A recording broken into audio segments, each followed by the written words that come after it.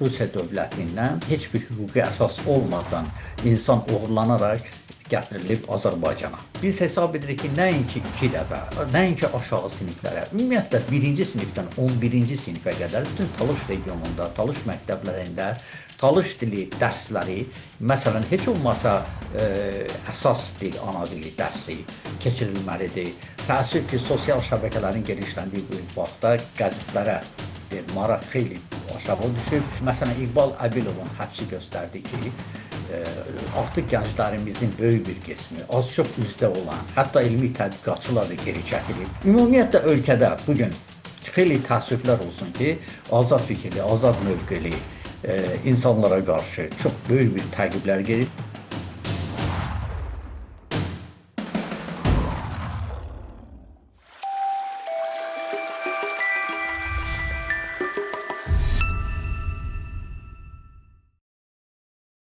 Deməli, biz mütəmadi olaraq bütün onun ilk gündən, yəni həbs edildiyi gündən bu günəcən biz bütün çalışırıq ki, İqbal Əbilov barədə informasiyaları həm paylaşaq, həm də öyrənək real vəziyyəti.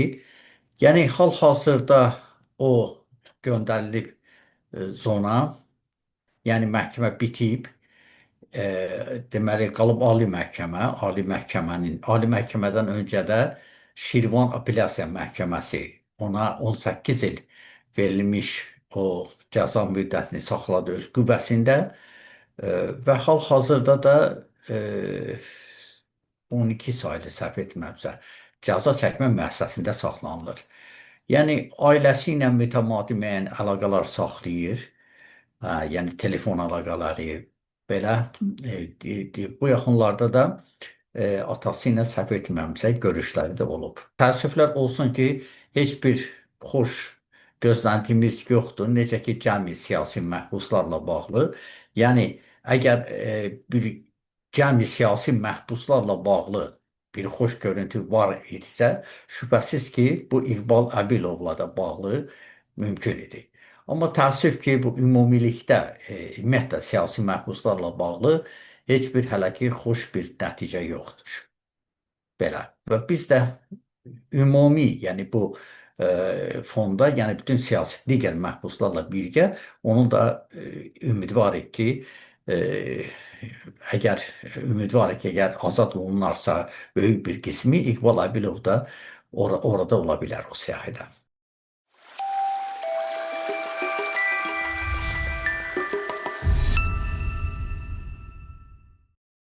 Xeyli təəssüf olsun ki, onların hər ikisi də hüquq normalarına tamamilə zidd olaraq, yəni zidd olaraq həbs edilmişdir. Yəni, Zahirəddin İbrahimovun həbsi ilə bağlı paylaşılan informasiya da budur ki, gedib Rusiya dövlətindən yəni heç bir hüquqi əsas olmadan insan oğurlanaraq gətirilib Azərbaycana. Digəri də eyni o Kamal İsayev də eyni qaydada Türkiyədə öz işləri ilə, ya müalicə işləri, ya digər işlərlə bağlı Türkiyədə olarkən eyni qayda ilə o da oradan oğurlanaraq Azərbaycana gətirilib. Əlbəttə ki, bu hüquqi normaların ciddi pozuntusudur. Onların işləri nə yerdə qalıb bizim heç bir məlumatımız yoxdur.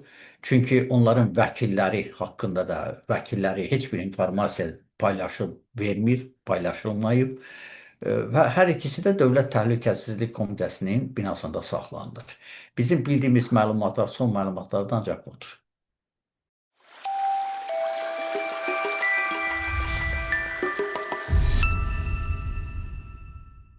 Əlbəttə ki, biz həmişə optimistik, həmişə nikbin ruhluyuq ki, yəni nikbin ruhdayıq ki, biz nəsə düzələcək. Bu nöqteyi nəzərdən əlbəttə ki, müəyyən müsbət addımlar var. Belə ki, 21 may 2025-ci ildə biz Bakı şəhərində Rəşid Behbudovanla teatr binasında, çox möhtəşəm bir binada ilk dəfə olaraq Talış Folklor Məclisini keçirdik. Bu folklor məclisi Fərqiyə Şabanovanın deməli 85 illiyinə və kollektivin yaranmasının, əvəzsiz kollektivin yaranmasının 60 illiyinə həsr edilmişdi.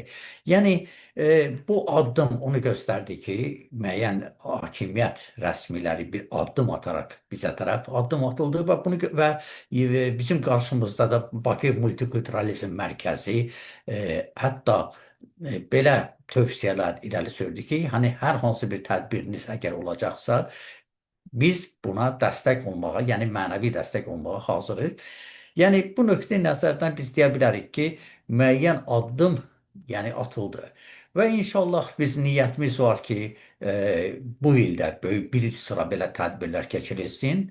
Yəni bu sahədə Talışın milli mədəniyyətinə, folklorunun təbliğinə həsr olunmuş tədbirlər keçirilsin. İnşallah ümidimizi itirmirik və ümidvarıq ki, davamlı olacaq.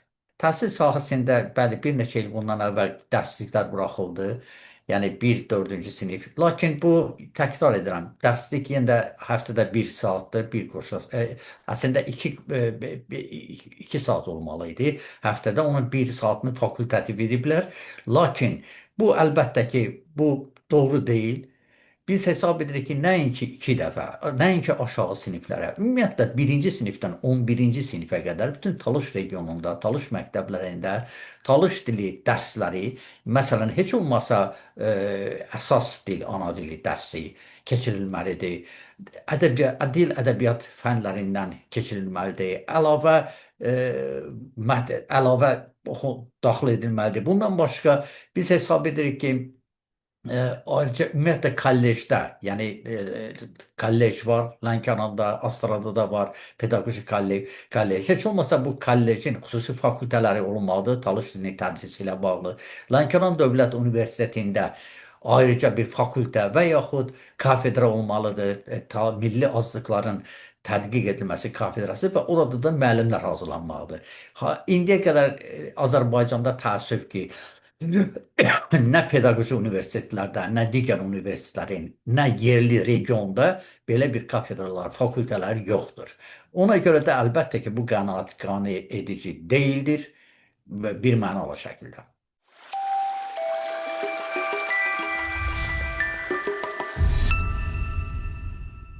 Talışlı Sazı qəzeti təəssüf ki, biz nəşr etmirik. Yəni bu ancaq deyək ki, maliyyə məsələlərinə bağlı deyil. Ancaq yəni onun üçün elə bir böyük bir maliyyə də yoxdur. Həm oxucu kütləsinin sayı azalıb, kifayət qədər deyil. Deyək ki, oxucu dairəsi çox məhduddur. Həm də bilirsinizmi, burada yəni bir maraq da olmadı. Təkcə Tulsi Sədu yox. Əgər bugün regional qəzetlər, deyək ki, qabaqlar gündəlik nəşr olunardı, indi ayda ildə bir dənə nəşr olunur. Hərçənd ki, onlar özü artıq dövlət özləri maliyyələşdirir o qəzetləri. Bugün yəni internet, onlayn sistemlərinin geniş bir inkişaf etdiyi bir halda təəssüf ki, sosial şəbəkələrin genişləndiyi bir vaxtda qəzetlərə maraq xeyli aşağı düşüb. Qaldı ki, gənclərimizin öz dilinə əlbəttə maraqları artır, var. Yəni bu böyük bir tərəqqi müşahidə olunur. Yəni bu saat elə bir Talış məclisi, toyu ola bilməz ki, orada Talış mahnıları səslənməsin. Qaldı ki, gənclərimizin fəallığına, aktivliyinə mən xüsusilə olaraq bir alim pedaqoq kimi, tədqiqatçı kimi deyə bilərəm, mən narazıyam bizim gənclərimizdən. Bəzən tez-tez işlənərdi ki, güya ki, yaşlı nəsil gənclərə imkan vermir, şərait vermir. Xeyr, bu belə deyil. Məsələn, İqbal Əbilovun həbsi göstərdi ki, artıq gənclərimizin böyük bir qismi, az-çox üzdə olan, hətta elmi tədqiqatçılar da geri çəkilib. Hətta Rusiyada, Xaricdə yaşayan bizim soydaşlar, Talış soydaşlarımız var ki, tədqiqatçılar var ki, hətta onlar da susurlar. Yəni müəyyən mənada İqbal Əbilovun həbsi, haqsız həbsi, saxtakar maddələrlə ittihamı onlara da təsir edib. Bax belə, yəni xeyli təəssüf edirəm. Yəni bunun üçün cavanlar əlbəttə ki, yenə də deyirəm, ona görə öz işlərini davam etməlidirlər. Heç olmasa mən elmi tədqiqatlara davam etməlidirlər. Təəssüf ki, bu yoxdur.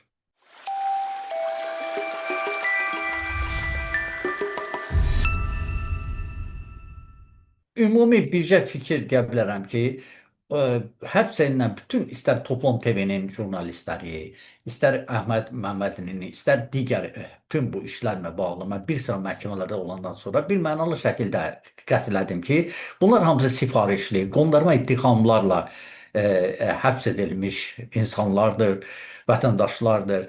Yəni burada yəni o bütün o həmin o ittihamlar ki, onların üzərinə qoyulub bir mənalı şəkildə qondarmadır. Yəni deyək ki, onların fərz edək ki, əgər qrant məsələləri müzakirə edilirsə, bu illər ərzində neçə illərdir o jurnalistlər fəaliyyət göstərirdi. Məsələn deyək. Və yaxud Əhməd Məmmədlinin həbsi ümumiyyətlə müəmmadır. Ümumiyyətlə nəyə görə həbs olunur? Bunun üzərinə də kimsə dayanır ki, güya ki onu taksidə o 1 manatlıq taksilər olur da, orada oturub kim ki ayağını güya vurub o birisinə və o da çıxardıb toqquşublar, bıçaq çıxardıb. Əlbəttə, mən o məhkəmə prosesində oldum və birmənalı şəkildə başa düşdüm ki, o təşkil olunmuş bir oyun idi və onu da həbsə atdılar. Ümumiyyətlə ölkədə bugün xeyli təəssüflər olsun ki, azad fikirli, azad mövqeli insanlara qarşı çox böyük bir təqiblər gedir. O cümlədən bildiyiniz kimi Azərbaycan Xalq Cəbhəsinin lideri Əli Kərimli də tamamilə haqsız bu cür uydurma qondarma ittihamlarla həbs edildi. Bax belə, təəssüf, xeyli təəssüf ki, hələ bu da davam etməkdədir.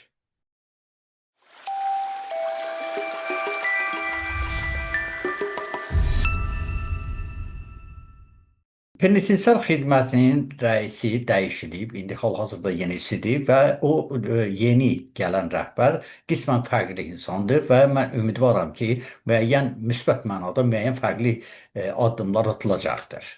Qaldı ki, bizim dövrdə əlbəttə ki, mən o zindandır, zindan həyatıdır və zindan həyatında adi, əgər bugün Azərbaycanın deyək ki, azadlıqda olan tibb müəssisələrindəki vəziyyətli reallıqları biz bilirik. Nə cür xoşagəlməz haldadır. Yəni münasibətlərin olduğu, ümumiyyətlə deyək ki, çox ağır bir durumda olduğunu bilirik. Əgər bu bayırda belədirsə, indi təsəvvür edin ki, onda zindan və həbsxana, müalicəxanalarında vəziyyət nə cürdür.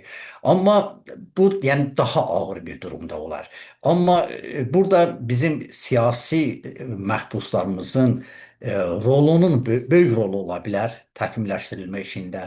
Yəni onlar öz fikirlərini, şikayətlərini yəni bayıra ötürür və bu da müvafiq orqanlara çatdırır və o vaxtı bizim dövrdə olduğu dövrdə regular, müntəzəm olaraq bizə baş çəkilirdi və mən də hər dəfə onların qarşısında o məsələləri qoyurdum. Məsələn, deyirdim ki, zonda sevirdilər deyək də, bir tualet hamam var, amma deyək ki, bir 100-dən artıq, 200-dən artıq insanlar yaşayır. Bunu heç olmasa bunu tikmək, artırmaq lazımdır və doğrudan da olduğu müddət ərzində, qısa bir müddət ərzində onların sayı artırıldı, hamam artırıldı.